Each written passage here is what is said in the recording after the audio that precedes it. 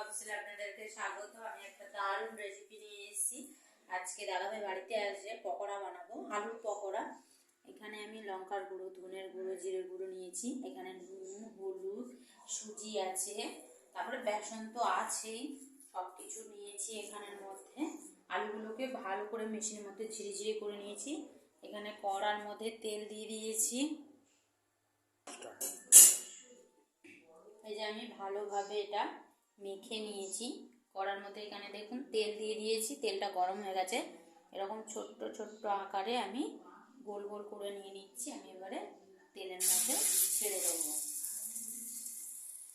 ছোট্ট ছোট্ট বড়া করলে কি হয়, জিনিসটা ভেতরেও তেলটা ঢুকে খুব সুন্দর সেদ্ধ হবে। আর বেশি মোটা মোটা করলে না ভেতরে কাঁচা থেকে যায়, খেতে ভালো লাগে না। এই জন্য ছোট ছোট করে আমি আকারে পকোড়াগুলো করছি।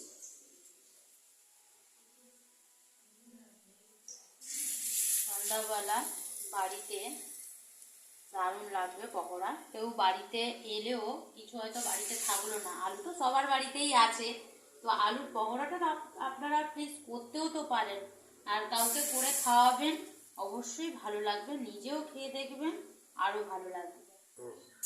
এই যে আমার একদিক হয়ে গেছে, এবারে আমি উল্টে পাল্টে নেবো। আবার পকোড়া বেশি লাল করা যাবে না, বেশি লাল আবার ভালো লাগে না। যেমন পকোড়া হয় তেমনই করবেন, বেশি লাল ভালো লাগে না।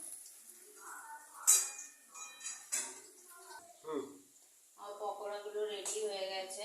আমি দুপাশে ভালোভাবে এইরকম করে আমি ভেজে নিয়েছি। এবারে আমি পকোড়াগুলো নামিয়ে নেব।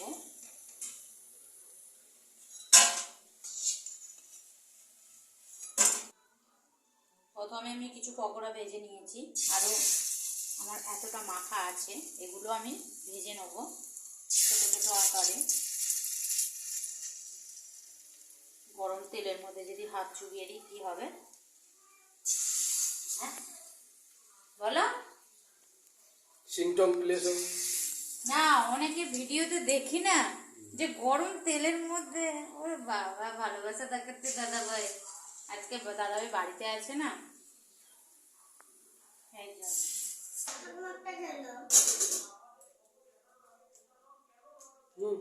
আমার পকোড়া রেডি হয়ে গেছে, গরম গরম পকোড়া, পেঁয়াজ ছাড়া আলুর পকোড়া, দারুণ হয়েছে খেতে। শোনা, ও শোনা, কেমন হয়েছে পকোড়া? প্লিজ বন্ধুরা, ভিডিওটা ভালো লেগে থাকে প্লিজ একটা লাইক করবেন, সাবস্ক্রাইব করবেন, কমেন্ট করে অবশ্যই জানাবেন। আমার ভিডিও এখন আর কেউ দেখে না কেন, আমি সেটাই বুঝতে পারছি না। ভিডিওটা কি ভালো লাগে না আমার ভিডিওগুলো? একটু দেখুন আপনারা, না সাপোর্ট করলে আমার ভিডিওগুলো কে দেখবে?